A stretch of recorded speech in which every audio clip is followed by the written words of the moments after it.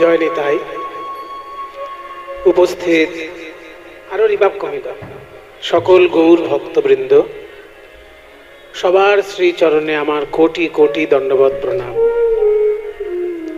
আজ আমাদের বড় সৌভাগ্যের বিষয়, জগৎ জননী মহাশক্তি মাতা কালিকা তার মন্দির প্রাঙ্গণে আমরা সকলে সমবেত হয়েছি ভুবন মঙ্গল হরি সংকীর্তনের রস আস্বাদন করার জন্য। আপনারা অধীর আগ্রহে অপেক্ষা করছেন, সেই জন্য সকলকে আমি আমার অন্তরের কৃতজ্ঞতা জানাই। যে সংস্কৃত শ্লোকটি আমি বললাম, এই শ্লোকটি যিনি লিখেছেন তিনি চৈতন্য দেবের শিক্ষকেরও শিক্ষক। এবার শিক্ষকের শিক্ষক যদি কারোর সম্পর্কে কোনো সার্টিফিকেট দেয়, তাহলে জানতে হবে সেখানে শুধুমাত্র আদর মাখা থাকে না, মিথ্যে কথা যাতে না হয়ে যায় সেই দায়িত্বটাও বর্তায়। মনে করুন আমার কোনো ছাত্র, তার আবার ছাত্র, তাহলে গুরুর কাছে যদি গান শেখে, অনেক সময় শিষ্যের গান গুরুর গানের থেকে একটু কমা গোছের হয়, কখনো আবার শিষ্যের গান গুরুকে ছাপিয়ে যায়, কিন্তু সে সংখ্যা বড়ই দুর্লভ। বেশিরভাগ ক্ষেত্রে দেখা যায় যদি 100 জন ছাত্র থাকে, হয়তো দেখা যাবে বা 1000 ছাত্র থাকে, এমন হয়তো ছাত্র একজন হলো যে গুরুকেও ছাড়িয়ে যাচ্ছে, হতে পারে। সেটা গুরুর দেওয়া দান, ভগবানের কৃপা, শিষ্যের নিজের সাধনা, এগুলো সব মিলেমিশে কাজ করে। কিন্তু বেশিরভাগ ক্ষেত্রে 99% দেখা যায় গুরুর থেকে শিষ্য একটু কম যাচ্ছে। তাহলে তার শিষ্য তো আরো কমে যাবে। গুরুর থেকে শিষ্য যদি একটু কম প্রকাশ করতে পারে, তাহলে তার শিষ্য তো আরো কমা হবে। ওই যে বলছে 7 নকলে আসল খাস্তা। একবার কোনো একটা জিনিস যদি 7 বার নকল করা হয়, তাহলে মূলটা একদম 12টা বেজে যায়। তাহলে শিষ্যের শিষ্য সম্পর্কে গুরুর ধারণা খুব একটা প্রশংসামূলক থাকে না, যে আমার থেকে আমার শিষ্য কিছুটা তবু জানে, কিন্তু তার শিষ্য আর কি জানে, এরকম একটা ব্যাপার। কিন্তু যে শ্লোকটি লেখা হয়েছে, যে শ্লোকটা আমি বললাম, এটা মহাপ্রভু সম্পর্কে একটি মতবাদ, আর সেই মতবাদটি প্রচার করছেন যিনি, তিনি চৈতন্য দেবের শিক্ষকেরও শিক্ষক। তাহলে কত বড় সার্টিফিকেট এটা! চৈতন্য দেবের শিক্ষক হচ্ছেন গঙ্গাদাস পণ্ডিত, আর গঙ্গাদাস পণ্ডিতেরও শিক্ষক সার্বভৌম ভট্টাচার্য। তিনি বলছেন যে মহাপ্রভু কেন এলেন এই জগতে। দুটো জিনিস উল্লেখ করলেন তিনি, বৈরাগ্য বিদ্যা নিজ ভক্তি যোগম। বলছে বৈরাগ্য বিদ্যা শেখানোর জন্য মহাপ্রভুর আগমন, আবার নিজস্ব ভক্তি যোগ। দুটো জিনিস মহাপ্রভু আমাদেরকে দিয়েছেন, বৈরাগ্য বিদ্যা আর ভক্তি যোগ। এই ভক্তি যোগ আর বৈরাগ্য বিদ্যাটা কি কোনো বিশেষ ধরনের? অবশ্যই বিশেষ ধরনের, তা নাহলে মহাপ্রভু সম্পর্কে বলা হবে কেন? মহাপ্রভু তো নিশ্চয়ই কারোর থেকে বৈরাগ্য পেয়েছেন, কারোর থেকে ভক্তি পেয়েছেন। তা ভক্তি আর বৈরাগ্য দুটোই তো মহাপ্রভুর আগেই ছিল। 4টে যে বৈষ্ণব সম্প্রদায়, তার তো 4 জন আচার্য আছে, তো তারা কি ভক্তি প্রচার করেননি? 4টে সম্প্রদায়ের মধ্যেই তো একটা সম্প্রদায়ের মধ্যে মহাপ্রভু পড়েন। মহাপ্রভু কোনটার মধ্যে পড়েন? 4টে বৈষ্ণব সম্প্রদায়ের মধ্যে। একটু শুনি, আপনাদের থেকে শুনি। 4টে বৈষ্ণব সম্প্রদায় আছে। এই 4টে বৈষ্ণব সম্প্রদায় বেদান্ত দর্শনের ভক্তি ভাবটা প্রচার করার জন্য তৈরি হয়েছিল। শঙ্করাচার্যপাদ যখন বেদান্ত দর্শনের অদ্বৈত তত্ত্ব প্রচার করলেন, এত বেশি করে অদ্বৈত তত্ত্ব প্রচার করতে লাগলেন যে ভক্তিভাবে একেবারে উবে যাওয়ার অবস্থা। সেই জন্য ভক্তিভাবটা নতুন করে প্রতিষ্ঠা করার জন্য, শঙ্করাচার্যের বিরোধিতা করার জন্য বৈষ্ণব আচার্যগণ পৃথিবীতে এসেছেন। এবং তার মধ্যে প্রথমেই নাম হচ্ছে রামানুজাচার্যের। প্রথম লড়াই যে করে তারই পরিশ্রমটা সব থেকে বেশি হয়। তো বৈষ্ণব আচার্যের মধ্যে সব থেকে বেশি যাকে খাটতে হয়েছে শঙ্করাচার্যের বিপরীতে, বিরুদ্ধে বলবো না, শঙ্করাচার্যের বিপরীতে মত প্রতিষ্ঠা করা যে কত কঠিন সে যুগে, সে আপনারা বা আমরা কেউ বুঝতে পারবো না এখন। তো শঙ্করাচার্যের বিপরীতে মত প্রতিষ্ঠা করার জন্য যে বৈষ্ণব আচার্যগণ এসেছিলেন, প্রথম নামটি হচ্ছে রামানুজাচার্য। দক্ষিণ ভারতের তার জন্মস্থান, যেখানে রাজীব গান্ধীকে হত্যা করা হয়েছিল, মনে আছে? জায়গাটার নাম কি? হ্যাঁ, এই তো রাজীব গান্ধীর হত্যার স্থান বলে মনে আছে, বৈষ্ণব আচার্যের জন্মস্থান বলে মনে নেই। এই হচ্ছে হতভাগা বাঙালির অবস্থা। আমরা ভারতবাসী, আমরা রাজনীতি মনে রাখি, বৈষ্ণব ভাবান্দোলন মনে রাখি না, বা ভালো জিনিস মনে রাখি না, রাজনীতির কূট কাচালিগুলো মুখস্থ রাখি। যেখানে নেতাজি, যেখানে রাজীব গান্ধীর হত্যাকাণ্ড ঘটেছিল, পেরুম্বুদুর জায়গাটার নাম, ওইখানেই রামানুজাচার্যের জন্মস্থান, ওই আশেপাশে।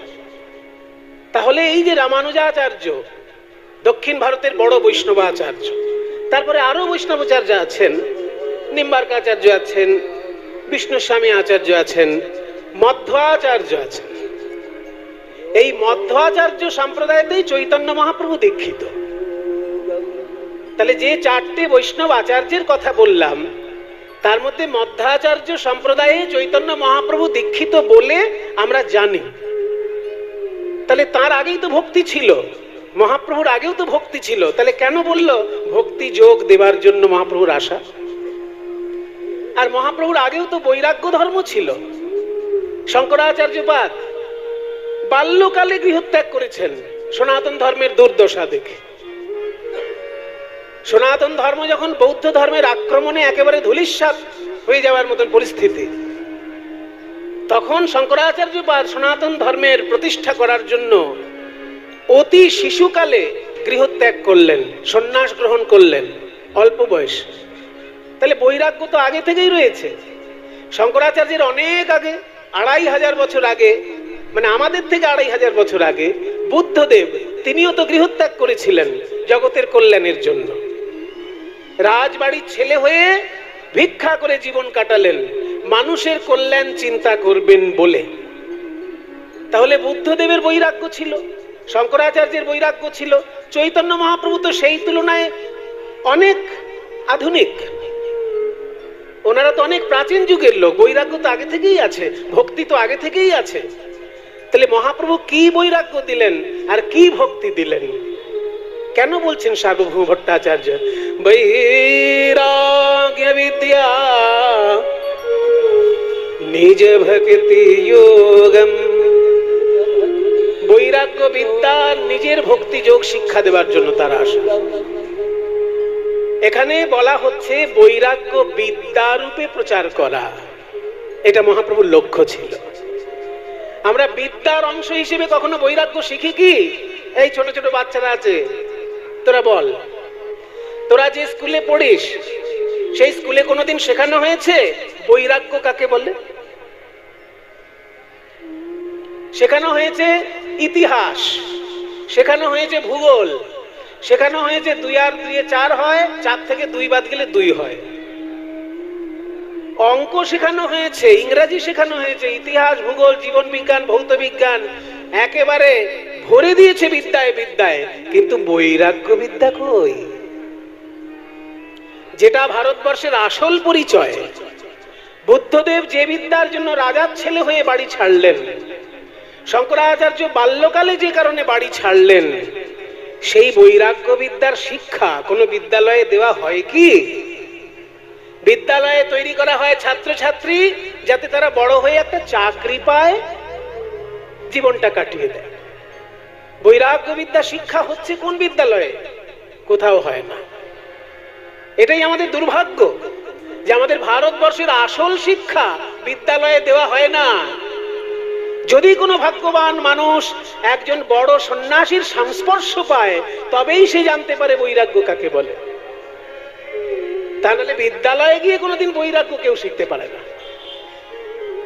বৈরাগ্য বিদ্যা, তাহলে বৈরাগ্যটা শিখবো কি করে? এখন যদি প্রশ্ন করেন আপনারা, আমি সংক্ষেপে বলে দেবো সব। বৈরাগ্য শেখার সহজ উপায় আছে, যেটা চট করে কোথাও আপনারা শুনতে পাবেন না, আমি বলে দেবো। বৈরাগ্য থাকবে মনে, বাইরে শুধুমাত্র পোশাকে বৈরাগ্য থাকলেই হবে না, বৈরাগ্য থাকতে হবে মনে। যেমন রবীন্দ্রনাথের ছিল, একের পর এক সন্তান মারা যাচ্ছে, কিন্তু সে কি বিব্রত হয়ে গিয়ে কবিতা লেখা বন্ধ করে দিল? দেয়নি। সমস্ত দুঃখকে হাসি মুখে বরণ করে নিয়ে পৃথিবীর জন্য মহামূল্যবান সম্পদ রেখে গেলেন রবীন্দ্রনাথ। তাহলে বৈরাগ্য না থাকলে এটা কি সম্ভব? বৈরাগ্য ভিতরের জিনিস। বৈরাগ্য কাকে বলে? শঙ্করাচার্যের একটা ছোট্ট সংজ্ঞা আছে বৈরাগ্য সম্পর্কে। বিষয়েষু অনাসক্তি বৈরাগ্যম। বিষয়ের প্রতি অনাসক্তি যখনই এসে যাবে জানতে হবে বৈরাগ্য হয়ে গেছে। বিষয় কি? আমরা বিষয় মানে বুঝি ব্যাংক ব্যালেন্স, একটা দামি গাড়ি, দামি বাড়ি আর দামি শাড়ি। দামি গাড়ি, দামি বাড়ি, দামি শাড়ি, আইফোন, এইগুলোই হচ্ছে আমাদের কাছে বিষয়। এই বিষয় থেকে যখন মনটা সরে আসবে, বিষয়ের প্রতি যখন আসক্তি ত্যাগ হবে, তাকেই বলা হয় বৈরাগ্য। সেটা কি সম্ভব? অসম্ভব নয়, তবে কঠিন। বৈরাগ্য জিনিসটা সম্ভব নয় তা নয়। সম্ভব না হলে রবীন্দ্রনাথ কি করে করলেন? ওনার তো সন্তান ছিল, স্ত্রী ছিল, সুখের সমস্ত সামগ্রী ওনার ছিল, তবু অন্তরে বৈরাগ্য ছিল। সম্ভব, কিন্তু কঠিন। বৈরাগ্য জিনিসটা কি না? বিষয়ের প্রতি অনাসক্তি। বিষয় মানে টাকা পয়সা গাড়ি বাড়ি নয়, বিষয় মানে পাঁচটি ইন্দ্রিয় যার প্রতি আকৃষ্ট হয়। আমি ভারতীয় দর্শন তত্ত্বের কথাগুলো বলছি, এগুলো আগে শুনে নিন, তারপর লীলায় তো যাবই। পাঁচটি ইন্দ্রিয় কি? চোখ। চোখ আকৃষ্ট হয় কিসে? রূপে। কান আকৃষ্ট হয় কিসে? শব্দে। নাক আকৃষ্ট হয় কিসে? গন্ধে। জিহ্বা আকৃষ্ট হয় কিসে? স্বাদে। আর ত্বক আকৃষ্ট হয় কিসে? স্পর্শে। এই শব্দ, স্পর্শ, রূপ, রস, গন্ধ, এই পাঁচটি হচ্ছে তন্মাত্র, অর্থাৎ ইন্দ্রিয়ের আকর্ষণের বিষয়। ওই জন্য একে বলা হয় বিষয়। ইন্দ্রিয় আকৃষ্ট হয় যে জিনিসটার প্রতি, তাকেই বলে বিষয়। দেখুন, আমি আইফোন ভালোবাসি কেন, মোবাইল ভালোবাসি কেন? না, চোখ আকৃষ্ট হচ্ছে রূপে। ভালো ভালো নায়িকার ছবি দেখা যাবে, সেই জন্য আমার মোবাইলের প্রতি আকর্ষণ। তাহলে রূপে আকৃষ্ট হচ্ছে চোখ। যখনই রূপ থেকে চোখ একবার সরা শিখে যাবে, হাজার দামি মোবাইলও তাকে আকর্ষণ করতে পারবে না। তাহলে রূপের জন্য চোখ, শব্দের জন্য কান, স্বাদের জন্য জিহ্বা, গন্ধের জন্য নাসিকা, স্পর্শের জন্য ত্বক। এই পাঁচটি বিষয় থেকে যখন মন সরে আসে, আর মনের নিজের একটা বিষয় আছে চিন্তা। মন চিন্তা ছাড়া থাকতেই পারে না। সেই চিন্তা থেকেও মন যখন সরে আসে, সেই অবস্থাটার নামই হচ্ছে বৈরাগ্য। এটা আমাদের অভ্যাস করতে হবে। অভ্যাস করলে আমাদেরও হয়ে যাবে বৈরাগ্য। অভ্যাস করব কি করে মশাই? অভ্যাস করার সহজ পথ বলে দিয়েছেন শঙ্করাচার্য। বলছেন, যে কোনো বিষয়ের প্রতি দোষ দর্শন করার চেষ্টা করো। এটা যদি অভ্যাস হয়ে যায় কারণ, তাহলে বৈরাগ্য হয়ে গেল। সমস্ত জিনিসের ভালো দিক আছে, মন্দ দিক আছে। তুমি মন্দ দিকগুলো খুঁজে খুঁজে বার করো, দেখো সেই জিনিসটার প্রতি আর আকর্ষণ তোমার থাকবে না।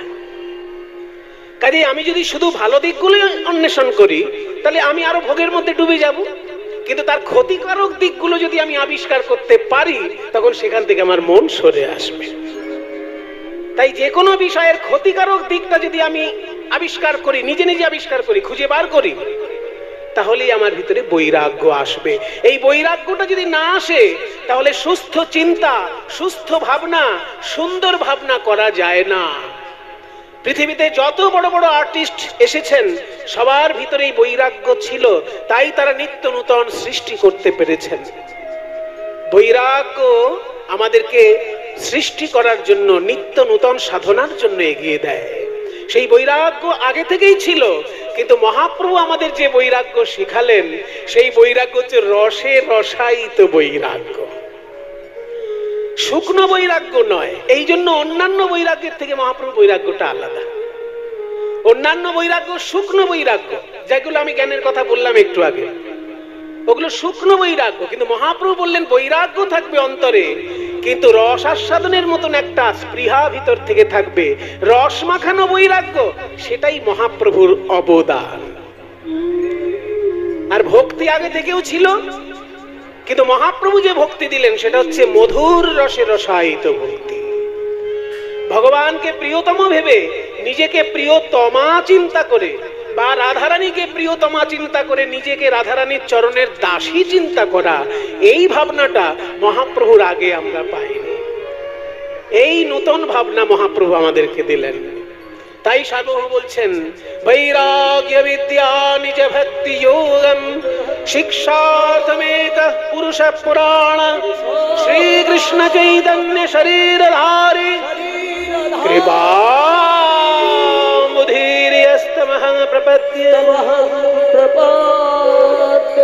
সবাই মিলে একবার প্রণাম করুন মহাপ্রভুর উদ্দেশ্যে। শ্রীকৃষ্ণ চৈতন্য মহাপ্রভু কি, শ্রীকৃষ্ণ চৈতন্য মহাপ্রভু কি, শ্রীকৃষ্ণ চৈতন্য মহাপ্রভু কি। তাহলে মহাপ্রভু আজকে আমার কিভাবে ভাবিত? আরে মোর গোড়া দ্বিজমণি, হানাথ প্রাণনাথ, প্রাণনাথ নাথ, প্রাণনাথ প্রাণনাথ বলি লুটায় ধরণী। কেঁদে কেঁদে ভাসছেন আর প্রাণনাথ প্রাণনাথ করছেন। স্বরূপের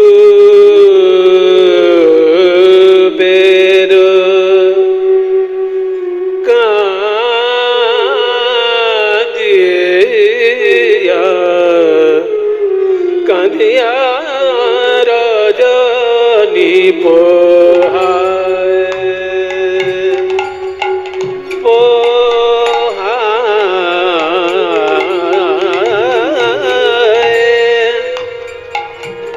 রজনী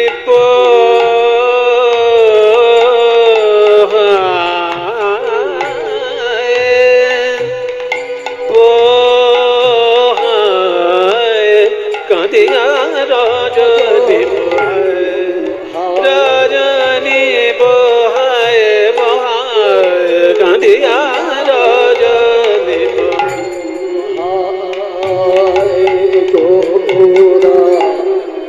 কাঁদিয়া রজনী বহায় কাঁদিয়া রজনী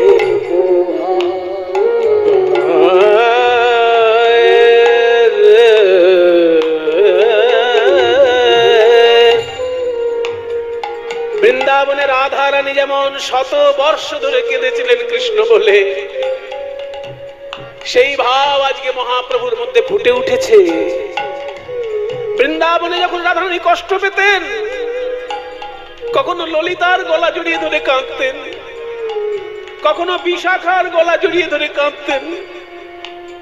আজকে সেই ললিতা আর বিশাখা দুজন কলিযুগে জন্মগ্রহণ করেছেন স্বরূপ দামোদর আর রামানন্দ রায়ের রূপে। সেই ললিতা বিশাখাই কলিযুগে স্বরূপ দামোদর আর রামানন্দ। আর মহাপ্রভু তো রাধারানী। অন্তঃকৃষ্ণ বহির গৌরম, ভিতরে তার কৃষ্ণ, বাইরে তার রাধা। তাই স্বরূপের গলা জড়িয়ে ধরে কাঁদছেন আর বলছেন, প্রভু আমার স্বরূপের গলায় ধরি প্রভুর দুনয়নে বহে বারি বারি স্বরূপে গলায় ধরি দুনয়নে বহে বারি স্বরূপের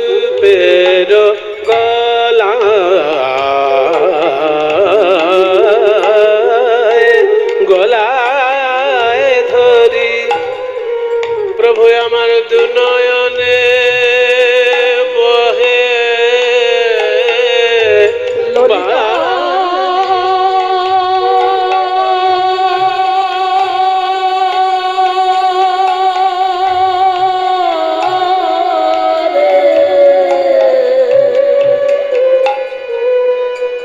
বিশাখা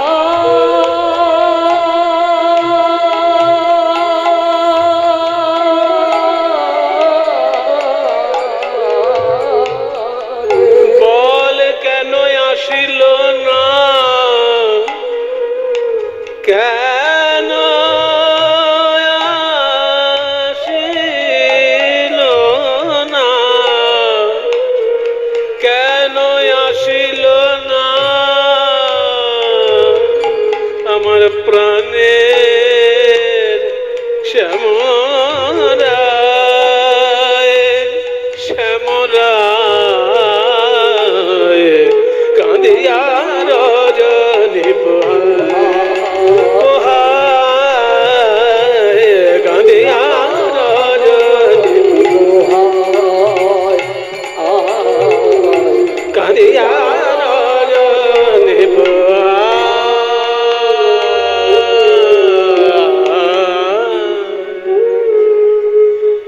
একদিনের কথা বলছেন পদকর্তা।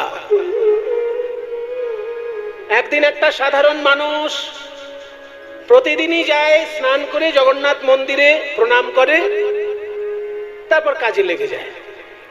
একটা সাধারণ লোক, সে জানে বাবা বেশি মোটা মোটা বই পড়ে আমার কিছু হবেও না, আর আমার ক্ষমতাও নেই।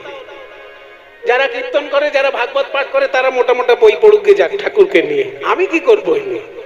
আমি তো কর্ম না করলে খেতে পাবো না মশাই, সেই জন্য আমাকে কর্ম করতেই হবে।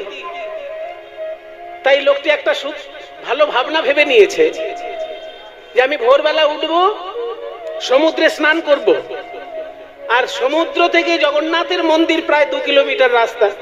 যারা পুরীতে গেছেন বা যাবেন, যারা গেছেন তারা তো জানেনই, সমুদ্র থেকে জগন্নাথ মন্দির 2 কিলোমিটার রাস্তা।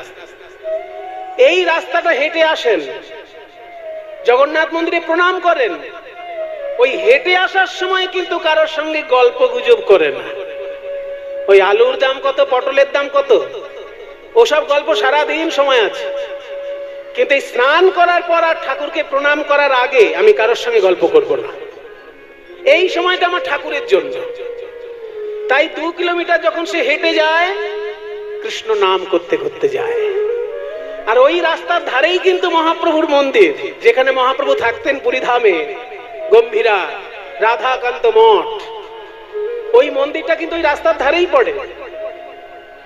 সেই মন্দিরের পাশ দিয়ে যখন চিৎকার করে কৃষ্ণ নাম করতে করতে ওই লোকটি যাচ্ছে, মহাপ্রভু পূর্বলীলার ভাবে ভাবিত ওই কৃষ্ণ নাম শুনে উন্মাদের মতো ছুটে চললেন।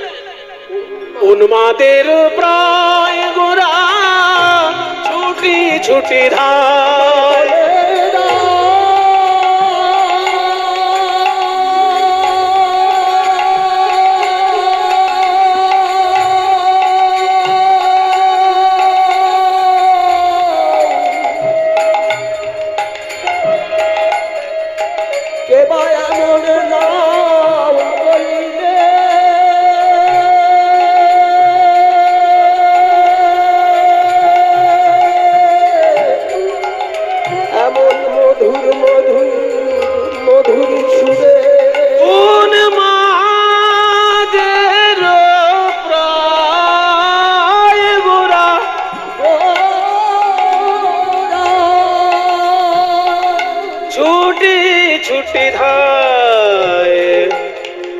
যে করে গোবিন্দ নাম ধরে তার পায়ে গোবিন্দ নাম ধরে তার পায়ে।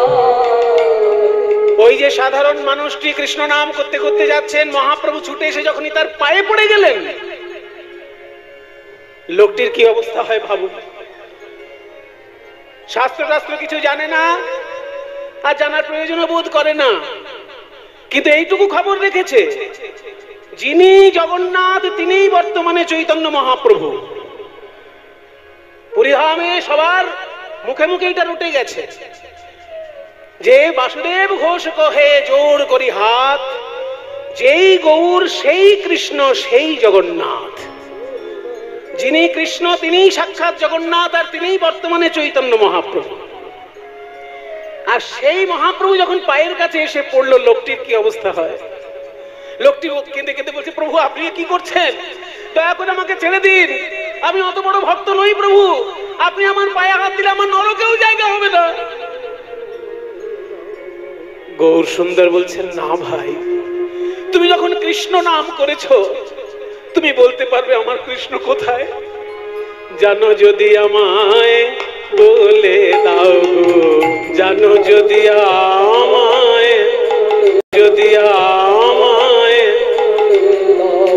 আমি কোথায় গেলে পাবো তারে, জানো যদি আমায় বলে দাও গো। আমি কোথায় গেলে পাবো তারে, যার নাম শোনায়ে আকুল কইলে, কোথায় গেলে পাবো তারে, যার নাম শোনায় পাগল কইলে। জানো যদি আমায় বলে। কেউ বুঝতে পারছে না মহাপ্রভু কেন আজকে সাধারণ লোকটার পায়ে হাত দিয়ে কাঁদছে। বাসুদেব ঘোষ পাশে দাঁড়িয়ে বলছে, বুঝলে স্বরূপ, কেন ওই লোকটার পায়ে হাত দিল মহাপ্রভু। আসলে মহাপ্রভু এখন রাধা রানীর ভাবে ডুবে আছেন। বৃন্দাবনে যখন রাধা রানী কৃষ্ণ কৃষ্ণ বলে কাঁদতেন, সেই সময় একদিন নারদ মুনি বৃন্দাবনে এসেছিলেন। তখন নারদ মুনির পায়ে পড়ে রাধা রানী বলেছিলেন, হে নারদ মুনি, আমি কোথায় গেলে কৃষ্ণ পাবো, দয়া করে আমাকে বলে দিন। আপনি দেশ বিদেশ ঘুরে বেড়ান, আমার প্রাণনাথের খবর আপনি জানেন। সেদিনকে রাধা রানীর দশা দেখে নারদ মুনির মন বড় ব্যথিত হয়েছিল। তাই নারদ মুনি রাধা কৃষ্ণের মিলন ঘটিয়েছিলেন। সেই ঘটনাটা আজকে মহাপ্রভুর মনে পড়েছে। তাই মহাপ্রভু নিজেকে ভাবছেন রাধা রানী, আর যে লোকটা কৃষ্ণ নাম গাইতে গাইতে যাচ্ছে তাকে ভাবছেন নারদ মুনি। এত বলি গোরা চাঁদের লোরে নয়ান ভাসে, আজ প্রভাস পড়ল মনে, কহে বাসু ঘোষে প্রভাস পড় মনে, কহে বাসু বাসু ঘোষে রে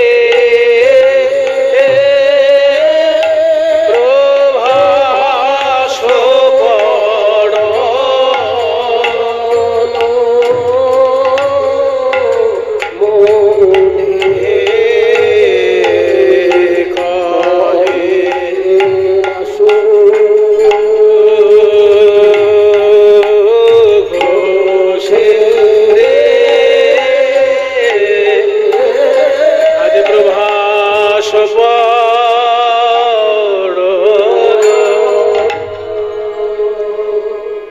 তার মানে প্রভাস তীর্থে যে রাধা কৃষ্ণের মিলন হয়েছিল, সেই মিলন ঘটিয়েছিলেন নারদ মুনি কৌশল করে। আজকে সেই ঘটনা মহাপ্রভুর মনে পড়েছে। চলুন আমরা বৃন্দাবনে যাই, গিয়ে রাধা রানীর বিরহ দর্শন করব, তারপর নারদ মুনি কেমন করে সেই বিরহের অবসান ঘটালেন সেই লীলা আমরা দর্শন করব। वन्दे नन्द व्रज स्त्रीणाम् आदरेणुमभीक्ष्णशः यासामरे कथोदित पुनदि भुवनत्रयम्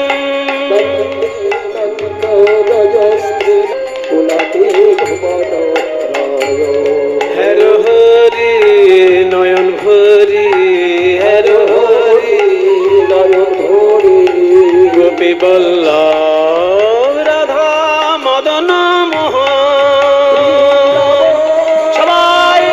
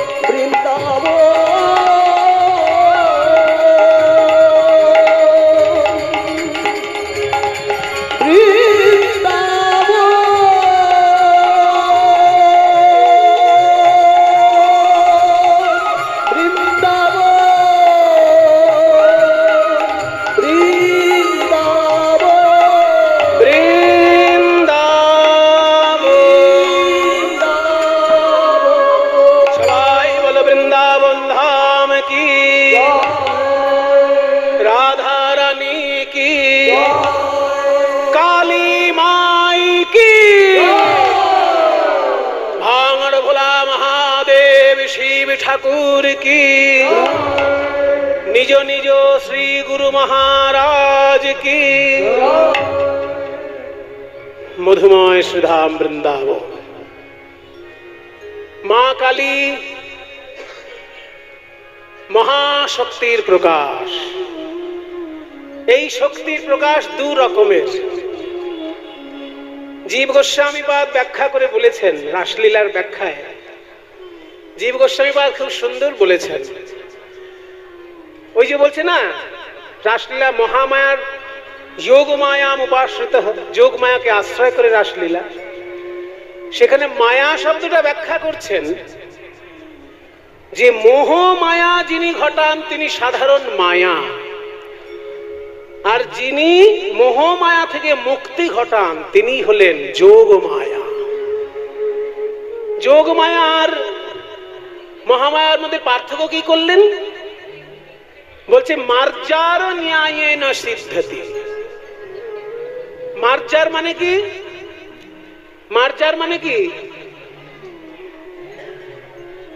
মার্জার শব্দটার অর্থ কি দেখি একটু শুনি, কে বলে? হয়তো যারা বয়স্ক মানুষ তারা বলে, ছোটরা কেউ বলতে পারছে না। এই ছোটরা বল। শুধু মিসড কল কাকে বলে শিখলে হবে? ডিলিট করে দেন। এখন যদি জিজ্ঞেস করি ডিলিট মানে কি, সবাই বলে দেবে। মার্জার মানে কি? মার্জার মানে হলো বিড়াল। শেষে আবার বাড়িতে বলতে শুনবেন, ও মা ওই দেখো একটা মার্জার যাচ্ছে, তখন মা আবার আকাশ থেকে পড়বে যে মেয়ে আবার কি বলে রে বাবা, মার্জার যাচ্ছে। মার্জার মানে বিড়াল। জীব গোস্বামীপাদ ব্যাখ্যা করে বলছেন মার্জার ন্যায়েন সিদ্ধ্যতি, অর্থাৎ বিড়াল যেমন নিজের বাচ্চাকে যখন মুখে নেয় সেটাও মুখে নেওয়া, আর ইঁদুরকে মুখে নেয় সেটাও মুখে নেওয়া, কিন্তু দুটো মুখে নেওয়া কি এক? নিজের বাচ্চাটাকে মুখে নেয় বিড়াল, বাচ্চাটাকে আরো সুরক্ষিত জায়গায় নিয়ে যাবার জন্য। যখন বিড়াল মনে করে যে আমার বাচ্চাটা এখানে ঠিক সুরক্ষিত নয়, অন্য জায়গায় নিয়ে যেতে হবে, তখন তাকে মুখে করে নিয়ে যায় আরো সুরক্ষিত জায়গায় তাকে নিয়ে যাওয়ার জন্য। হ্যাঁ, কিন্তু ইঁদুরকে যখন মুখে নেয় তখন কি? ইঁদুরকে সব থেকে বেশি সুরক্ষিত জায়গায়, পেটের মধ্যে যদি ইঁদুরটাকে রাখি আর তাহলে আর কেউ কোনো ক্ষতি করতে পারবে না। তাই ইঁদুর নিলে পেটের মধ্যে, আর বিড়াল যখন নিজের বাচ্চাকে মুখে নেয় তখন তাকে সুরক্ষিত জায়গায় রাখার জন্য নেয়। মায়া ঠিক তাই। তিনি ভক্তদেরকে যখন কৃপা করেন, কৃষ্ণের সঙ্গে ভগবানের সঙ্গে যোগাযোগ ঘটিয়ে দেন, তখন তিনি যোগ মায়ার কাজ করেন।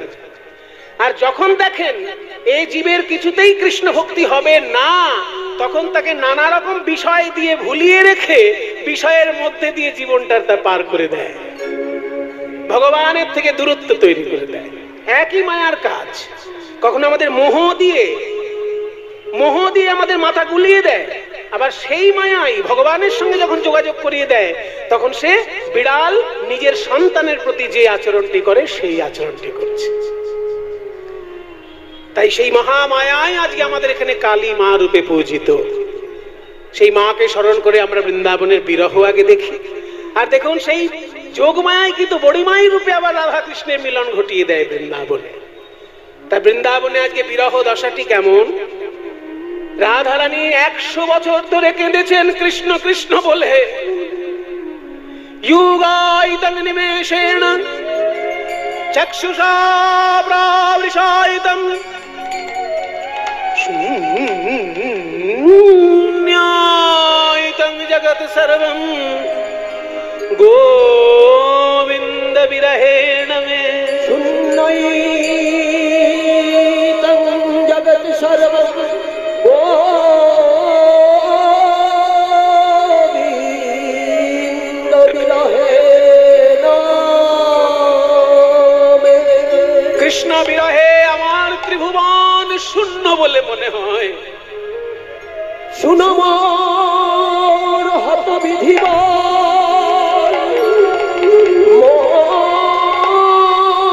মোর বপু চিত্তম সকল ইন্দ্রিয়গণ কৃষ্ণ বিনা সকলি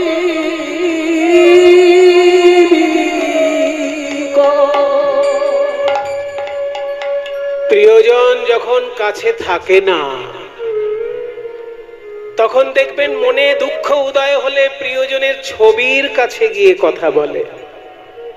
মায়েরা কিছু মনে করবেন না, যেসব মায়েরা স্বামী হারিয়েছেন তারা একবার চিন্তা করুন, যখন মনে খুব দুঃখ হয় সংসারের কোনো কারণে, তখন আশেপাশে কেউ না থাকলে দেখবেন স্বামীর ছবির কাছে গিয়ে কথা বলে, ওগো তুমি যদি আজকে সশরীরে থাকতে তাহলে কি আজ আমার এই দশা দেখতে হতো?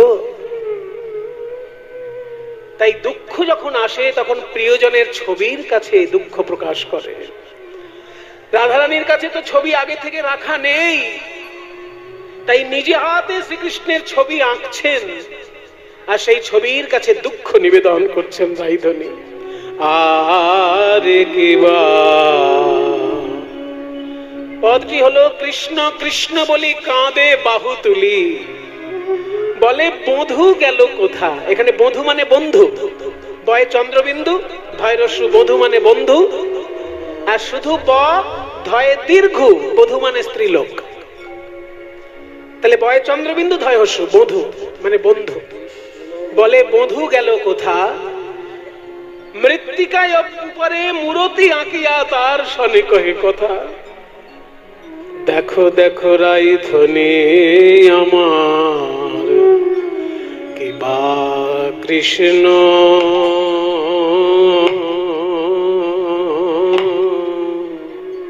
কৃষ্ণ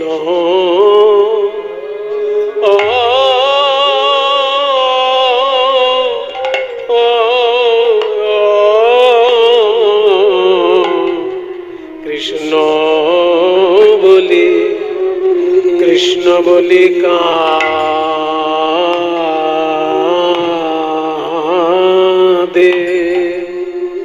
বাহু বাহু তুলি, বাহু তুলি, বলে আমার প্রাণ বধূ বধূ বধূ গেল, প্রাণ বধূ গেল কোথা।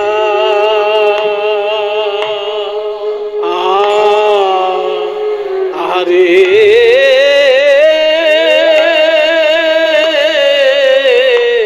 কত নয়ন্তরে ব্যথা ধনী আমার মৃত্তিকা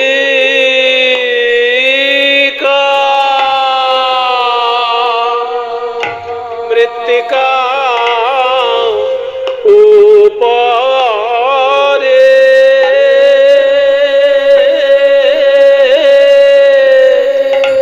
শ্যামের মূরতি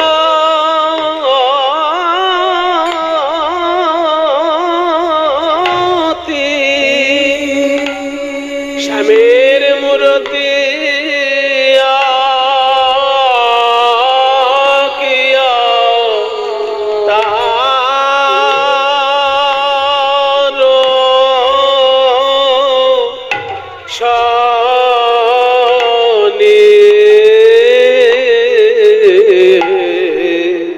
তার শনে কহে কথা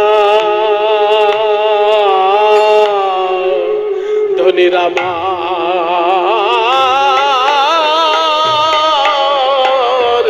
কত নয়ন্তরে ব্যথা কিবা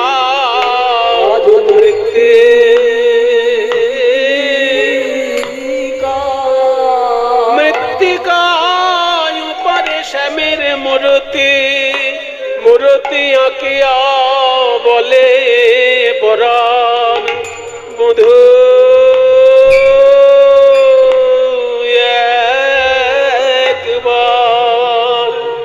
একবার কথা কহে আমি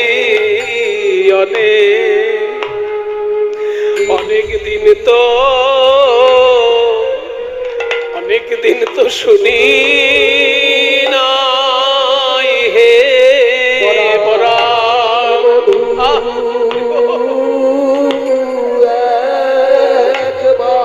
একবার কথা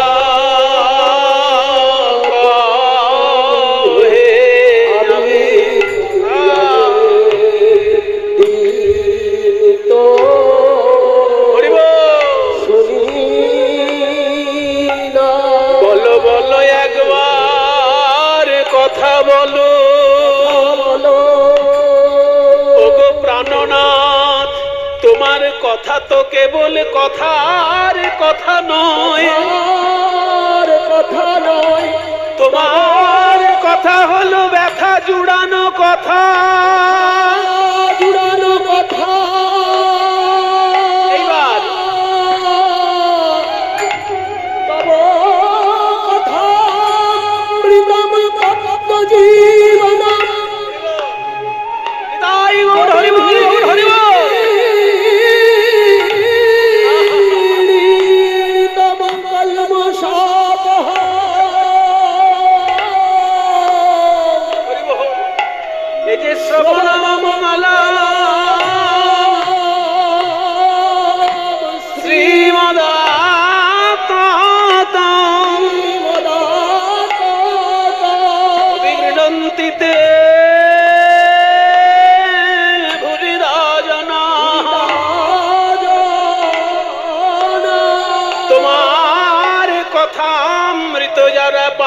করে তাদের এই অন্য সকল আসক্তি দূরে যায় তাদের আর কিছু ভালো লাগে না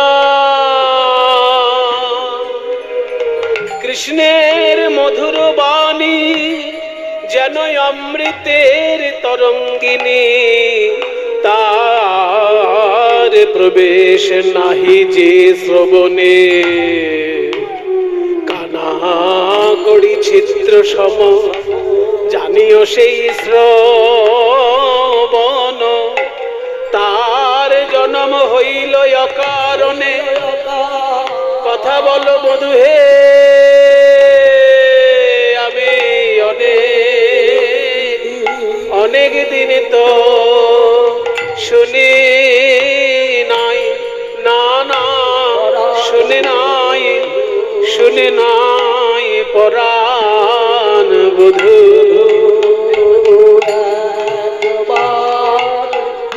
কথা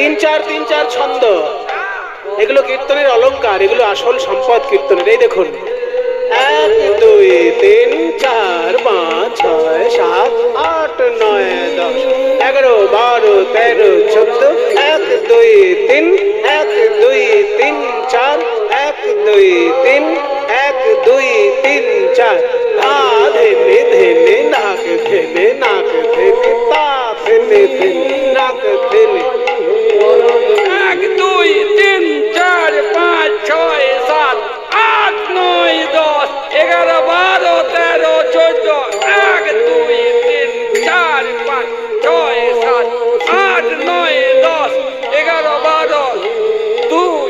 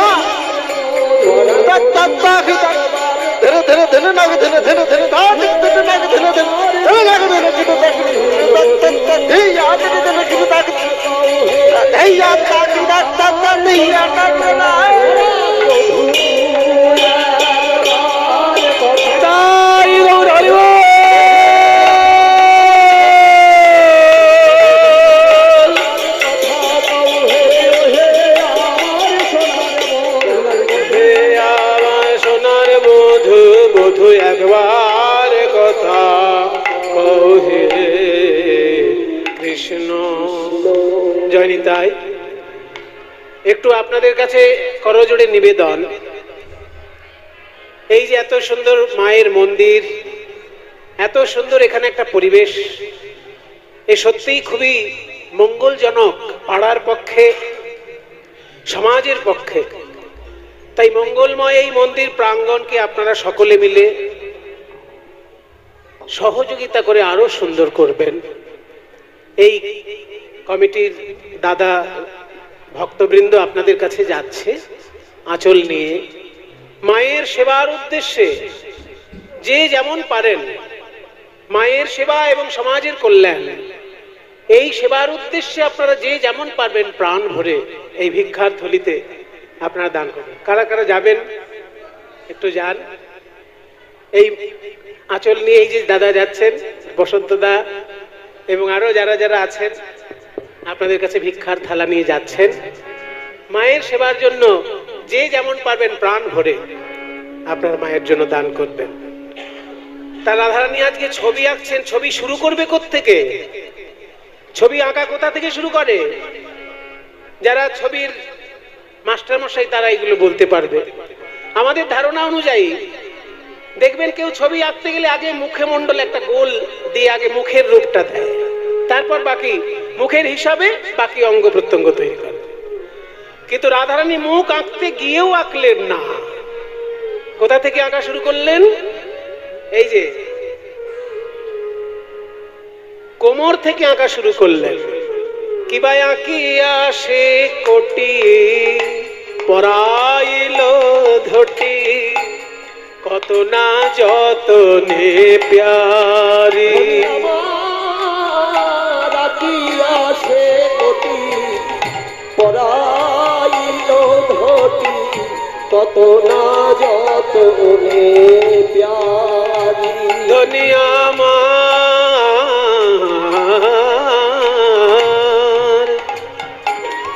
দুনিয়া আমার, দুনিয়া আমার।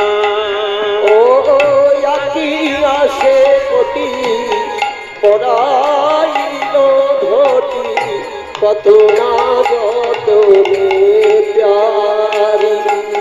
ললিতা বলে, ওগো রাধে, তুই তো গুরু ধরে অঙ্কন বিদ্যা শিক্ষা করেছিস, চিত্র অঙ্কন তুই গুরু ধরে শিখেছিস। আস্তে এলো পাথাড়ি যদি কেউ শেখে কিছু বলার কিছু ছিল না। যারা কীর্তন না শিখে কীর্তন গায় তাদেরকে কিছু বলার নেই, কারণ তাদের চরম দুর্ভাগ্য, তারা শিখতেই পারলো না। আর যারা কীর্তন শিখেও কীর্তন না গায় তাদেরকে তো যা খুশি বলা যায়। রাধারানীকে বলছেন, সখীগণ কিরে, তুই তো গুরু ধরে শিখেছিস ছবি আঁকা, তুই এরকম করছিস কেন? হয় মুখের দিক দিয়ে শুরু কর, নইলে চরণ দিক থেকে শুরু কর। মুখও আঁকলি না, চরণও আঁকলি না, মাঝখান থেকে ছবি আঁকা শুরু করলি, এটা কেমন রীতি? রাধারানী বলে, সখী রে, আমার সর্বস্ব ধন গোবিন্দের ওই রাঙা চরণ, তাই ভেবেছিলাম চরণ থেকেই চিত্র অঙ্কন করব, কিন্তু আবার ভেবে দেখলাম তার চরণ ছিল বলে সে ব্রজ ছেড়ে চলে গেছে।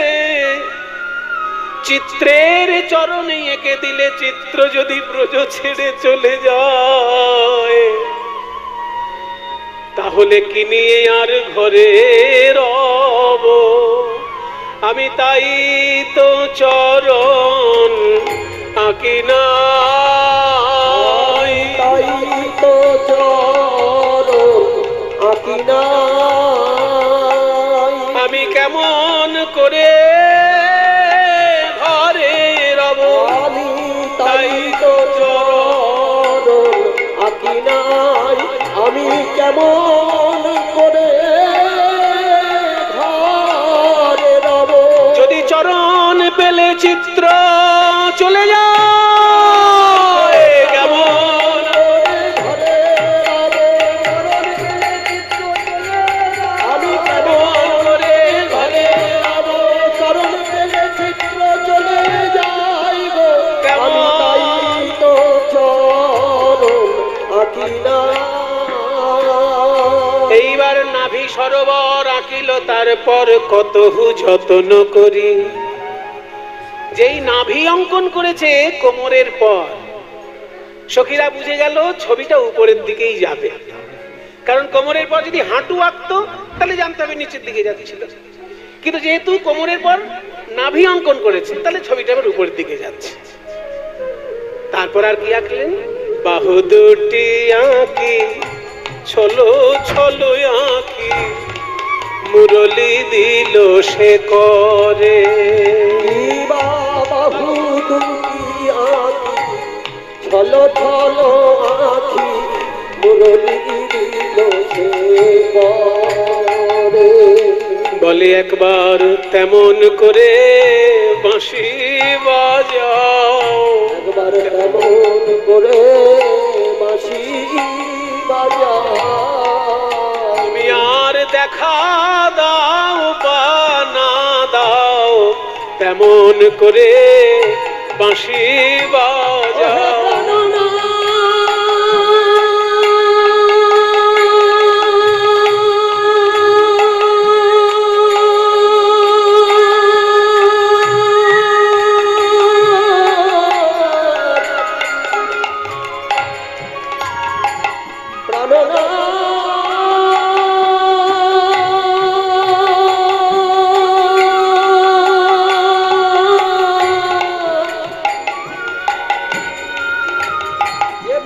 শুনে আমরা সব ভুলেছি,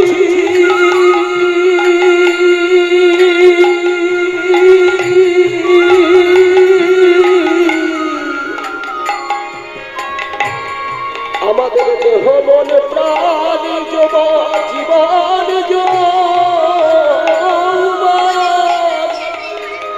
ওহে প্রাণনা।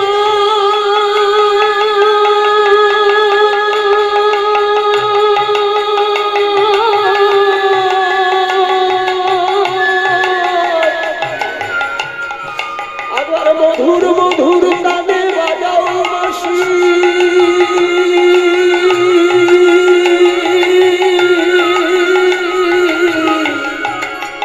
প্রাণনা।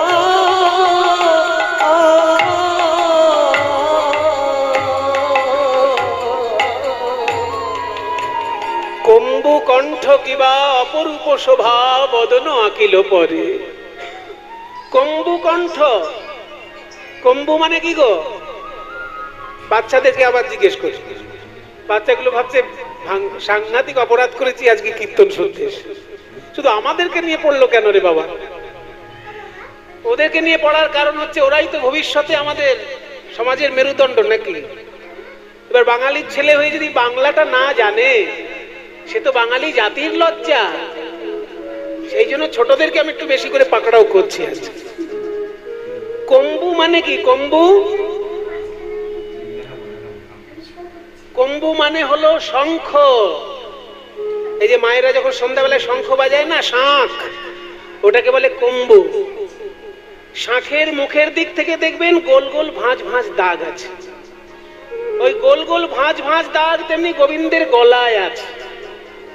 ওই শঙ্খের মুখের দিক থেকে যেমন ভাঁজ ভাঁজ গোল গোল দাগ, ওই রকম গোবিন্দের গলাতেও গোল গোল দাগ। সেই জন্য শঙ্খর সঙ্গে তুলনা। কম্বু কণ্ঠ কিবা অপরূপ শোভা, এই যে বদন আঁকিল পরে। সবার শেষে বদন অঙ্কন করেছে। এবার মুখটা যেই আঁকা হয়ে গেছে, বদন আঁকিয়া শ্যামের বদন আঁকিয়া মুখে মুখ দিয়া তার সনে কহে কথা। শ্যামের বদন আঁকিয়া মুখে মুখ দিয়া তার সনে কহে কথা। ছবি আঁকার পর সেই ছবির সঙ্গে কথা বলছে। কি কথা বলছে গো? বলে দাসীর কথা কি মনে পড়ে না, তুমি তারকায় রাজা হয়েছ বলে দাসীর কথা কি মনে পড়ে না।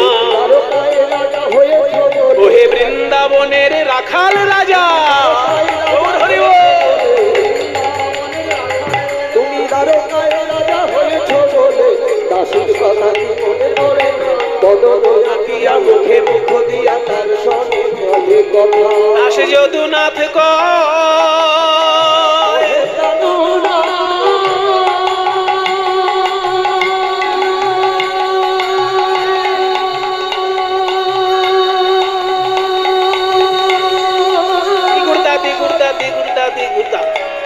একবার এসে দেখে যা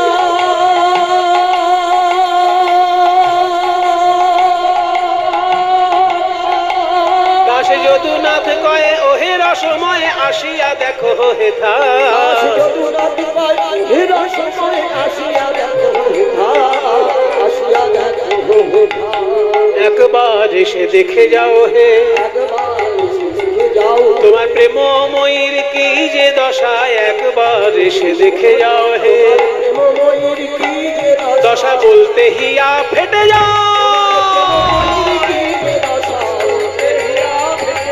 তোমার প্রেমময়ীর কি যে দশা একবার ওই যদুনাথ কয় হে রসময় আসিয়া দেখো হেথা আসিয়া দেখো রাধারানী প্রাণ গোবিন্দের চিত্র অঙ্কন করে সেই চিত্রের কাছে মনের দুঃখ নিবেদন করছে। এদিকে নারদ মুনি, নারদ যার গতিপথ কেউ রোধ করতে পারবে না, কিংবা যার সিদ্ধান্ত কেউ রদ করতে পারবে না। যদিও অন্যরকম অর্থ আছে। নারদ, নার শব্দের অর্থ জল, দ মানে দান করা, যে জল দান করে। নারদ শব্দের আসল অর্থ হচ্ছে মেঘ। নারদ, নার মানে জল, কিন্তু আমরা একটু ঘুরিয়েও তো মানে ধরতে পারি। না রদ, যেটা একবার বলে ফেলেছে আর সেটা রদ হবে না। সেই নারদ মুনি মনে মনে চিন্তা করছে, ধুর মশাই, সত্য ত্রেতা, আর এটা কি যুগ? দাপর। রাধারানীর বিরহ হচ্ছে দাপর যুগ না? সত্য যুগে দেখেছি হিরণ্যাক্ষ আর হিরণ্যকশিপু যুদ্ধ করছে। হিরণ্যাক্ষ ভাই, হিরণ্যকশিপু ভাই, আর দুইজনে এমন যোদ্ধা, তাদেরকে দমন করার জন্য দুটো অবতার নেমে এলো। হিরণ্যকশিপুর জন্য নরসিংহ, আর হিরণ্যাক্ষের জন্য বাহ, দাঁড়া দাঁড়া দাঁড়া, তুই দাঁড়া একবার দেখুক লোকে তোকে। ওট ওট, কি নাম তোর? রাজদীপ। এই তোর নাম রাজদীপ। এই যে ছেলেটি বলেছে, আমি খুব খুশি হলাম, আমি খুব খুশি হলাম। ছেলেটি কিন্তু উত্তর দিয়েছে যে হিরণ্যাক্ষের জন্য যে অবতার নেমে এসেছিল, বসো, তার নাম হচ্ছে বরাহ। আমাদের সংস্কৃতি আমাদেরকে জানতে হবে, আমাদেরকে বুঝে নিতে হবে। বিদেশিরা বারবার শাসন করেছে ভারতকে। ইরান, তুরান, তুর্কি, ওইসব দেশ থেকে, আফগান, ওরা সব আমাদেরকে লুটপাট করে নিয়ে গেছে। তারপরে ইংরেজরা এলো, তারাও লুটপাট করে নিয়ে চলে গেল। আমাদেরকে শাসনের নামে তারা আমাদেরকে শোষণ করেছে। আমাদের শিক্ষা আমাদেরকে ভুলিয়ে দিয়েছে ইংরেজরা। ওই যে বললাম বৈরাগ্য বিদ্যা, এটা আমাদের শিক্ষা। কোন বিদ্যালয়ে দেওয়া হয় মশাই? একমাত্র রামকৃষ্ণ মিশন আর ভারত সেবাশ্রম সংঘের যদি কোনো স্কুল থাকে, সেইখানে হয়তো একটু ভারতীয় শাস্ত্রের তত্ত্ব কথা শেখানো হয়। তাছাড়া কোথায় শিখবেন বৈরাগ্য কাকে বলে? আমাদের বিদ্যা আমাদের থেকে ছিনিয়ে নিয়ে গেছে, কিন্তু আমাদেরকে বঞ্চিত করেছে। তা আমাদের শিক্ষা আমাদেরকে জানতে হবে। ছেলেটি যে বললো, আমি খুব খুশি হলাম। হিরণ্যকশিপুর জন্য যে অবতার নেমে এসেছিলেন, তিনি হলেন নরসিংহ, আর তারই ভাই হিরণ্যাক্ষ। দুটো ভাইয়ের জন্য দুটো অবতার, এইরকম দেখা যায় না বাবা। হিরণ্যাক্ষ বধের জন্য বরাহ অবতার নেমে এসেছিলেন, সে তো সত্যযুগের কাহিনী। তারপর ত্রেতা যুগে আবার দেখলাম রাবণের সঙ্গে রামচন্দ্রের যুদ্ধ হচ্ছে। আর তারপরে তো যুদ্ধের শেষই নেই। মহাভারতের যুদ্ধ 18টা দিন ধরে আমি দেখলাম। তাহলে আর যুদ্ধ ভালো লাগে? ওরে আমার সাধের বাহন ঢেঁকি,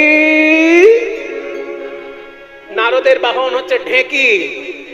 এই যে আমাকে নিয়ে চল এমন একটা জায়গায় যেখানে বিশুদ্ধ ভক্তির কথা হয়, শুদ্ধ প্রেমের কথা হয়। চল তো আমাকে বৃন্দাবনে নিয়ে। বলো বলো যন্ত্র একলে নারদ মুনি চিন্তে মনে মনে, একলে নারদ মুনি চিন্তে মনে মনে, কোথা রাহে শুদ্ধ ভক্তি পাইব কেমনে, কোথা রাহে শুদ্ধ ভক্তি পাইব কেমনে। এত চিন্তি নারদ মুনি ঢেকি আরোহণে, এত চিন্তি নারদ মুনি ঢেকি আরোহণে, এত চিন্তি নারদ মুনি ঢেকি আরোহণে। নাচিতে নাচিতে যায় মধুর বৃন্দাবনে, নাচিতে নাচিতে যায় মধুর বৃন্দাবনে। এসে নারদ দেখছে কি বৃন্দাবনে একটু শান্তি পাবার জন্য এলাম, এখানে তো দেখছি তাপে আমার গা ঝলসে যাচ্ছে। কেউ জুন মাসে একবার বৃন্দাবনে গিয়ে দেখবেন কি অবস্থা হয়। এ তো দেখছি তাপ, ভয়ঙ্কর তাপ। তত্ত্বদর্শী নারদ ঋষি চারি পানে চায়, তত্ত্বদর্শী নারদ ঋষি চারি পানে চায়, কোথা হইতে তাপ আসি লাগে মোর গায়, কোথা হইতে তাপ আসি লাগে মোর গায়, আমার অঙ্গ কেন জ্বলে যায়, অঙ্গ কেন জ্বলে যায়, জ্বালা জুড়াইতে ব্রজে এলাম এই অঙ্গ কেন জ্বলে যায়, জ্বালা জুড়াইতে ব্রজে এলাম অঙ্গ কেন জ্বলে যায়, জুড়াইতে ব্রজে এলাম অঙ্গ কেন জ্বলে যায়, কোথা হইতে তাপ আসি লাগে মোর গায়, আর কোথা হইতে তাপ আসি লাগে মোর গায়। আমার নাম নারদ। কোন জিনিসের একেবারে শিকড়ে গিয়ে পৌঁছায়। আমার গায়ে লেগেছে তাপ, এই তাপ কোথা থেকে আসছে আমি তার অনুসন্ধান করব। তাপ কোন দিক থেকে আসছে দেখতে দেখতে এগিয়ে চললেন রাধারানীর কুঞ্জের দিকে। রাধারানীর হৃদয়ে এত বিরহ তাপ, হা কৃষ্ণ,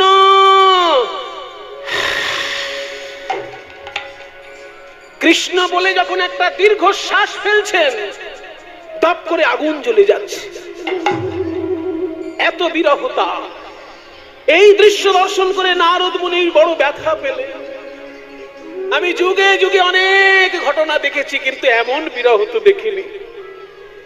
কৃষ্ণ বলে দীর্ঘশ্বাস ফেলছে আর আগুন জ্বলে যাচ্ছে। আমার প্রাণ যখন কেঁদে উঠেছে রাধার বিরহ দর্শন করে, এই বিরহের আমি মিলন ঘটাবই। রাধে তুমি কেঁদো না, আমি দ্বারকায় গিয়ে কৃষ্ণকে বুঝিয়ে তোমাদের মিলন ঘটাবো। নারদ মুনি বললেন, কই রে আমার সাধের বিনা, সারা জীবন হরিনাম করেছিস, কৃষ্ণ নাম করেছিস, এইবার কৃষ্ণের প্রিয়তমা রাধারানীর নাম করতে করতে চল দ্বারকার পথে। বলো বলো যন্ত্র রাধা নাম মন্ত্র, যাগ যজ্ঞ ব্রত কিছু নাহিয়া। বলো বলো যন্ত্র রাধা নাম মন্ত্র, যাগ যজ্ঞ ব্রত পূজা কিছু নাহিয়া। বলো বলো যন্ত্র রাধা নাম মন্ত্র, যাগ যজ্ঞ কিছু নাহিয়া। বলো বলো বিনে রাধা নাম বিনে, বলো বলো বিনে রাধা নাম বিনে, বলো বলো বিনে রাধা নাম বিনে। এই ত্রিভুবনে কিছু নাহিয়া। বলো বলো যন্ত্র রাধা নাম মন্ত্র, বলো রাধে জয় রাধে জয় রাধে জয় রাধে জয় রাধে জয় রাধে জয় রাধে। বলো রাধে রাধে রাধে রাধে রাধে রাধে রাধে রাধে রাধে রাধে রাধে রাধে রাধে। জয় রাধে জয় রাধে জয় রাধে। সোনার সিংহাসনে বসেছিলেন কৃষ্ণচন্দ্র, চমকে উঠলেন। এমন মধুর সুরে রাধা নাম কে বাজাচ্ছে ভাই? বিনা যন্ত্র সহযোগে এত মধুর রাধা নাম কার কণ্ঠে শুনি? ওই রাধা নাম,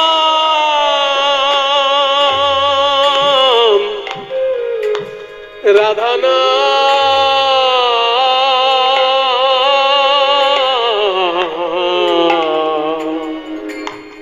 রাধা নাম কে শুনালে শুনালে গো,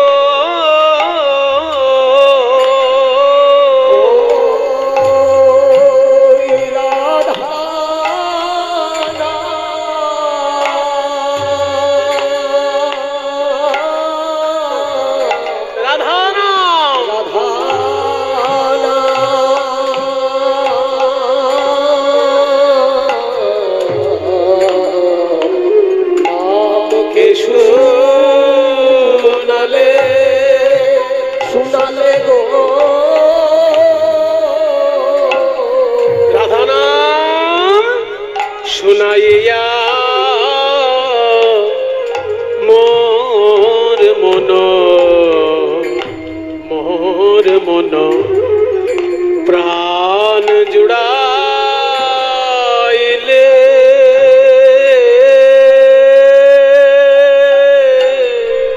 বলো বলো এমন রাধা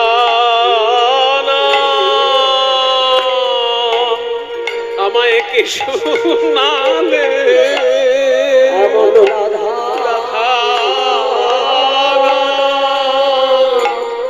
আমায় কে শুনালে আমার সর্বেন্দ্রিয় মাতাইলে ওই রাধা আমায় জন্মের মতো কিনে দিলে আমার সর্বেন্দ্রিয়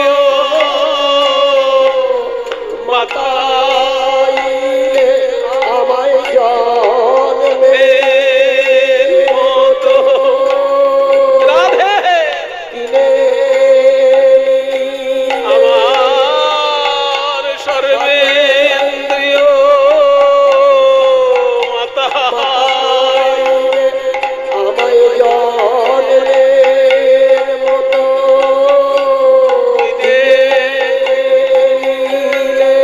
বলো বলো রাধা